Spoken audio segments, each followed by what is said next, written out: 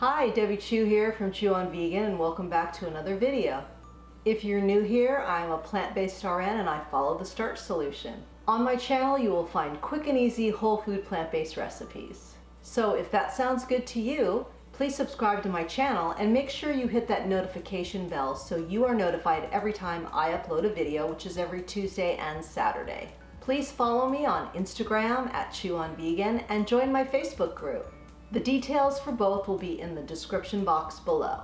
I wanted to share with you today some tips that I wish someone had told me before I started my plant-based journey. If you're not familiar with the Starch solution, I highly recommend that you read the book, The Starch Solution. It was written by Dr. John McDougall. This is where I tell everyone to start, is with this book. Dr. McDougall does such an amazing job of explaining the starch solution and the science behind it. It's a starch-based diet that contains no animal products, no oil.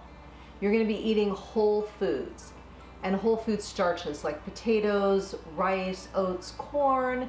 You'll be eating lots of non-starchy vegetables, some nuts and seeds, and it is a low-calorie density way of eating. Meaning that the calories in the foods that you're eating are going to be low, but the nutrients are going to be high. So you will be getting a lot of your nutrients that you need just from the food you eat. You will also be getting a lot of fiber, which is essential for feeding those good bacteria in your gut. Eating this way is very simple, and I'm going to show you the low calorie density chart that's going to pop up on the screen, and you can see it's very basic, and I highly suggest that you print it out, leave it on your refrigerator, and it's a great reference. I have a link to a chart in my description box.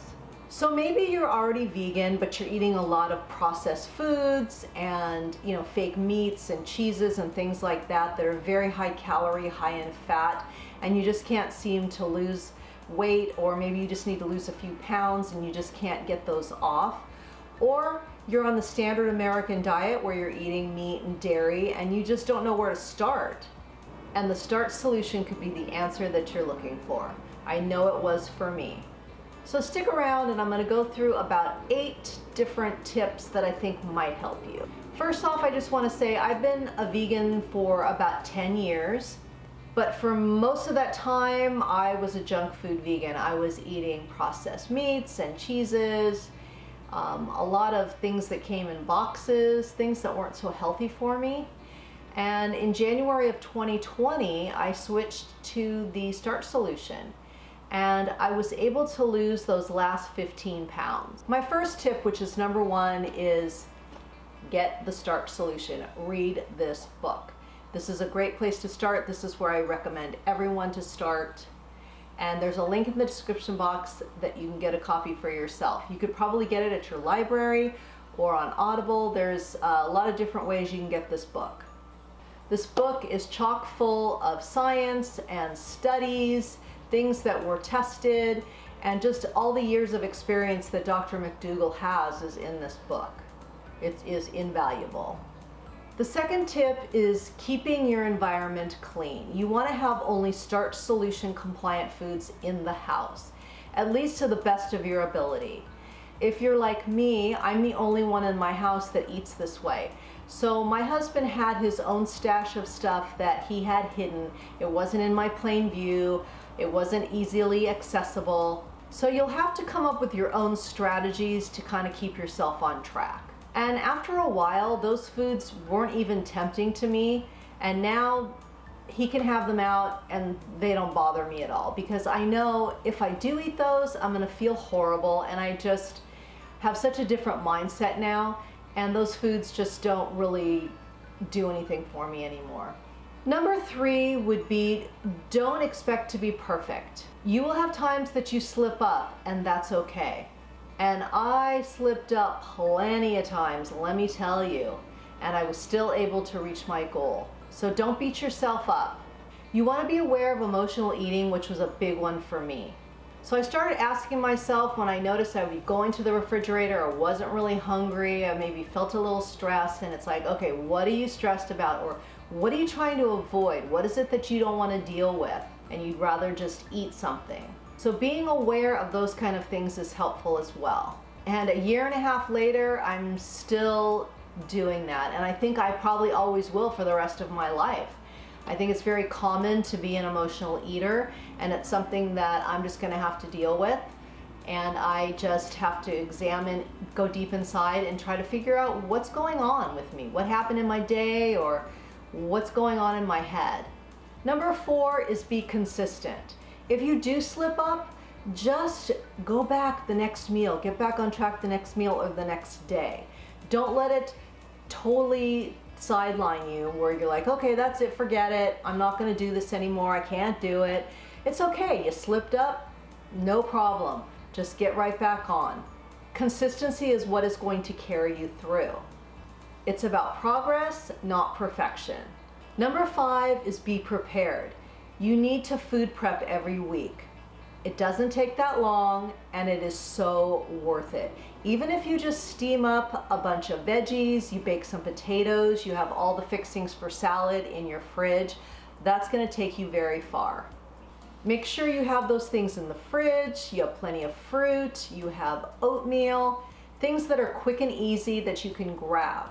It doesn't have to be, meals in little containers in your refrigerator. You don't have to do that. I just do a lot of bulk things, a bunch of potatoes, a bunch of veggies. I've got beans, I've got oatmeal, and that's all in the fridge, and I can just grab and go and pack my lunch for work, or there's something for me when I get home from work. Number 6 is make sure you're eating enough. This is a big one. Now, if you're coming from the standard American diet, where you're eating super high calorie foods like meat and dairy, and then you switch to plant-based where you're eating low calorie density, of course you're gonna have to eat more to not only feel sustained, but to make sure that you get all your nutrients and the calories that you need to get you through your day. I've had people in my life that come to me and say, Debbie, I'm just so tired and I'm hungry, and I'm like, you have to eat. If you're hungry, eat. Just make sure that you are doing the 50-50 plate. Half your plate is starch, half your plate is the non-starchy vegetables. Have a big salad before your dinner or a big salad before your lunch, and just load up on the non-starchy vegetables and make sure you eat your starches. We are so brainwashed about potatoes being bad for you, rice bad for you. It's not. There's so many countries in this world that live off of potatoes, sweet potatoes, rice, and they are healthy and they're not overweight. And finally, number 8 is find support. Join my Facebook group or any other Starch Solution Facebook group. There's a lot of them out there. You want to be around like-minded people that will give you support, that will give you ideas, recipes, and find people that you will relate to. It's very helpful. Also, YouTube is a gold mine. There is so much information out there now at our fingertips. And there's some great YouTubers out there doing great things with low calorie density and the starch solution. A lot of you probably already know about these people, but High Carb Hannah, Plantiful Kiki, just to name a couple. They have got it down and they're doing great. They have great recipes. Also, I suggest watching documentaries. Watch Forks Over Knives. That's the one that did it for me. After I watched that documentary, I was sold. What the Health is Great, Game Changers. See if your family will watch them with you. Who knows, maybe they'll want to join you in this plant-based journey. And also, you have me. If you want to send me a DM or an email with questions, I'm happy to help. I'm not an expert, but I have been doing this for a while. I am an RN, and I do have experience in the medical field, and I have a different take on it than maybe somebody else does. And you can reach me through, DM on Instagram, or you can send me an email. All that information is in the description box. So this is just scratching the surface. Just some basic tips, some of the things that I wish somebody would have told me when I was starting out. And I hope this video gave you some perspective and some practical tips. I appreciate you sticking to the end and supporting my channel. It really means a lot to me. I do these videos because I want to help people, and I hope that I'm doing that. And remember that what you put on your plate determines your fate and your weight. And meet me back here next time where we'll be doing some cooking in my kitchen, and I'll be sharing with you some more recipes, what I eat in a day, those kind of things. So take care until next time. Thank you. Hi, Debbie Chew here from Chew on Vegan, and welcome back to my, nope, we're not in the kitchen. Whew, it is friggin' hot in here.